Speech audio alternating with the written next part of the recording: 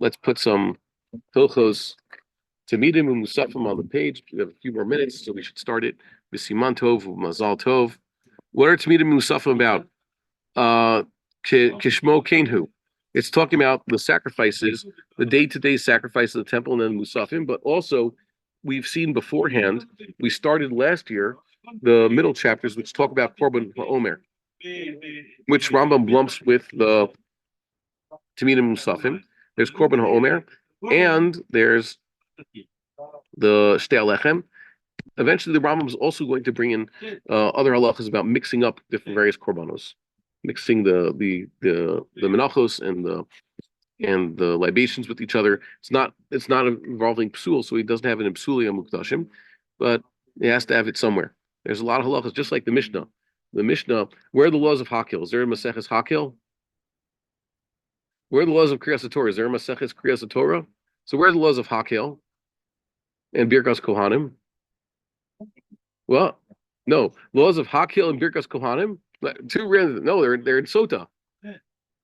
Yeah, Elu Namarin. It's like, and the Megillah has the last two chapters of the Megillah are not about Purim and Megillah issues.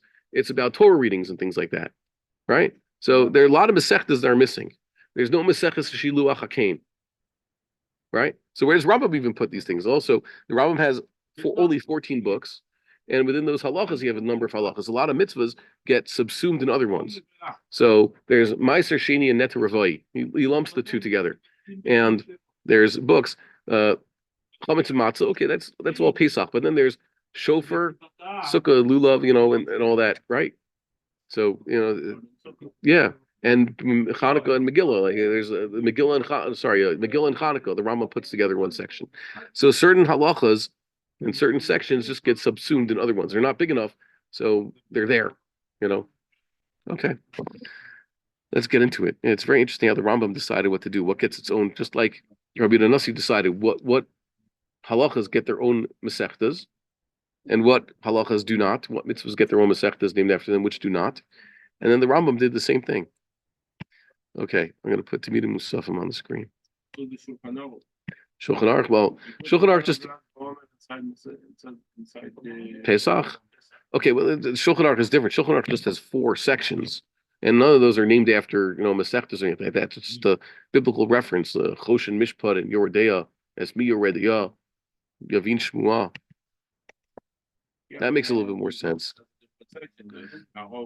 Yeah. So it turns no. Yes, those were put in by the printers. They're not. The Shulchan Aruch didn't write the Kotorot. No. So it's just the Shulchan Aruch actually wrote, Simon this and Simon that. So it's much easier because there's a lot about having to do with Pesach, and then there's one simon which is about Shavuos, and then the 50th day is Shavuos, and here's the Torah reading and all that. So they're not going to have Hilchos Shavuos. It's not, the printers never did that. They just tack on that last simon about Shavuos to that. Okay. Let's see. Oh, I'm so excited. Temidin UMusafin. A lot that we see here in Temidin UMusafin, the first parak, is similar to what we already saw in Korban Pesach. It talks about the time for bringing the Korban Pesach and the Tamid Shel Bein Harabayim. Let's read this. Mitzvah say lakriv shnei chavasim oloth b'chol yom. It is a positive biblical commandment to bring 2 lambs as burnt offerings to God every single day. 2 lambs. Wehema nikraim tamidim. These are called constant offerings. The plural of tamid. Tamid is constant or always. Echad baboker, echad bein harbaim. 1 in the morning and 1 in the afternoon. Shnemar, shnaim layom ola tamid. 2 every day. A constant burnt offering. When is the time of their slaughter? Okay. Remember, there's the time that's actually slaughtered, and then there's the time that they actually would put on the mizbeach. Shel boker shochatino to kodem shetale achama mishayer panei kol mizrach.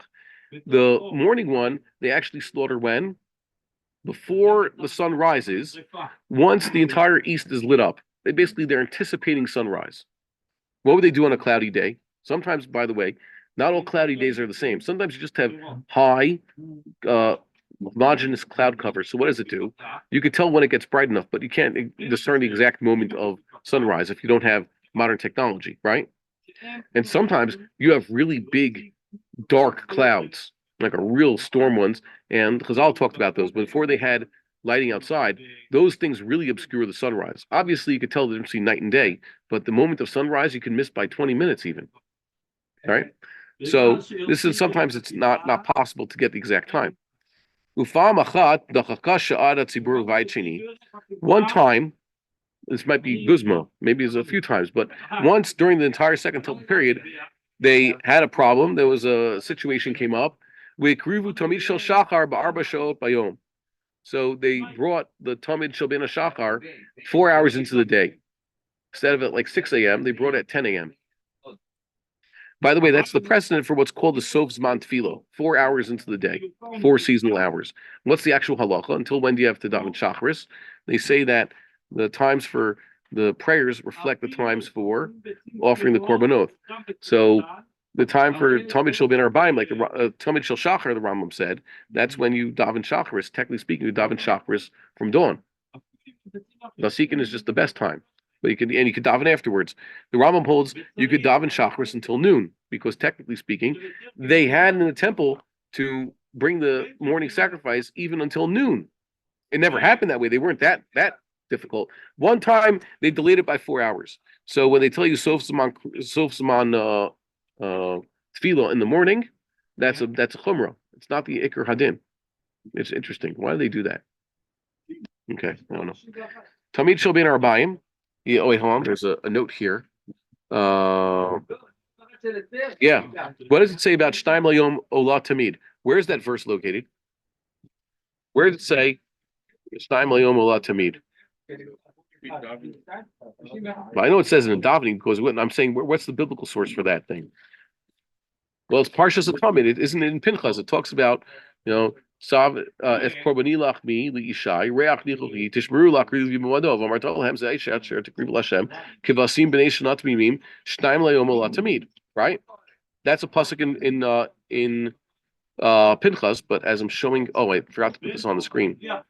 Here, look over here. You put this. You find that it says the commandment to build a mishkan at the end of what you and I call Parshas Tetzaveh. There's a similar parsha, almost verbatim. Okay, very similar. Talks about what you should do with the mizbeach. It says, "V'zeh asher tasal mizbeach kivasim b'nei shana shnayim layom tamid." Doesn't say olah tamid. Here's what you should do on the mizbeach: two lambs every day. Etha keves echad ta'aseh v'boker, ve'etha keves hasheni ta'aseh ben harabayim, and the second lamb do in the afternoon. Oh, similar. Visaron soleth belul b'shemen kathith revahin v'neisach revitahin yoin like keves echad. Okay, shnayim layom Tamid. Okay, it's similar to what we have in Pinchas, except it says Olah Tamid. So the mitzvah actually occurs twice in the Torah, and it also says here the last verse is Ve'etha keves hasheni ta'aseh ben harabayim kimnichat haboker uchniska ta'aseh la l'reach nichoach ishel adonai. Very similar verse. Okay, so. Instead, this one continues. Olaf tamid l'dorotechem petach ol moed lifnei Hashem asher yiwalei lechem shama u'ledaber elecha sham. This should be an olaf tamid forever. L'dorotechem at the entrance of the ol moed before God. Entrance ol moed is a location of the mizbeach where God will meet up with you.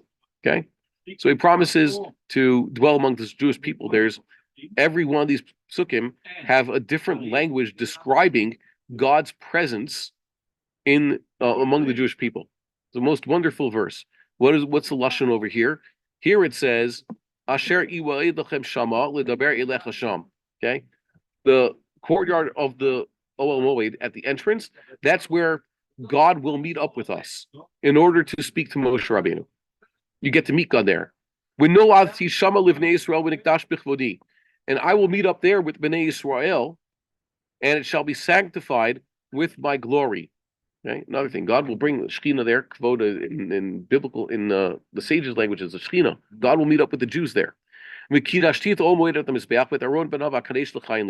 sanctify the tent of meeting and the altar, and also sanctify Aaron and his children to be my ministers. And I will dwell among the children of Israel. That's better than just appearing as kavod, actually dwelling among them. And I will be their God. And then the next stage is, we are the They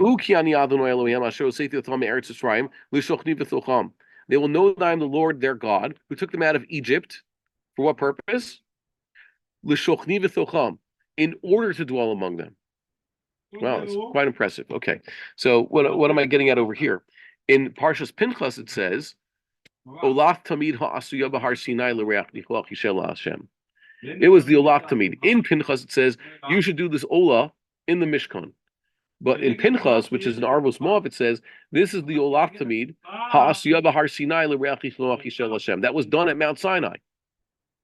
What does it mean it was done at Mount Sinai? Well, the Mishkan was originally built at the foot of Mount Sinai.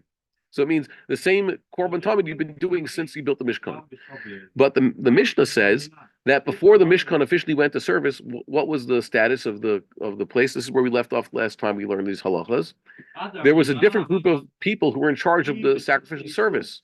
It was the firstborn. It says the sacrificial service was done by the firstborn before the Mishkan officially was inaugurated.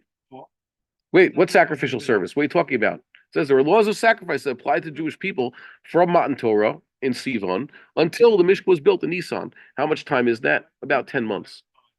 So for 10 months, and Moshe Rabbeinu built the original Mizbeach at the foot of Mount Sinai. And it says, Vayishlachet na'arei b'nei Yisrael. He had the lads do the sacrificial service for him. He didn't do it. Well, he did some of it. But he had others. Who was it? It was the firstborn. So the implication is that really the Korban Tamid was offered by Am Yisrael since Matan Torah at Mount Sinai, and it was done by whom? The Bechoros. And the mitzvah was that even when they build the Mishkan, they have an official Mizbeach that's made out of bronze instead of the stone ones that Moshe Rabbeinu built at Mount Sinai. And now those who can serve, instead of being 22,000 or so firstborn Jews, it's limited to 5 Kohanim, a family of 5, and that's it, and their descendants. So yeah, that's what it means, that the Tamid was always around, if they had lambs, of course. Okay, the Korban Tamid predates the construction of the Mishkan. Okay, anyways, I'll bring us to conclusion for this evening. Questions? No, we dealt with the questions already. So close with a prayer that everything that we saw in these verses over here describing the purpose of the Korban Tamid should come true in our days, and when we see the destruction of the enemies from here of Yameinu. Amen. We would like to encourage our viewers to share these videos with friends and send in your responses. If you would like to obtain Birkon Nusach Eretz Yisrael or invite the rabbi for a speaking engagement, please email us at office@machonshilo.org.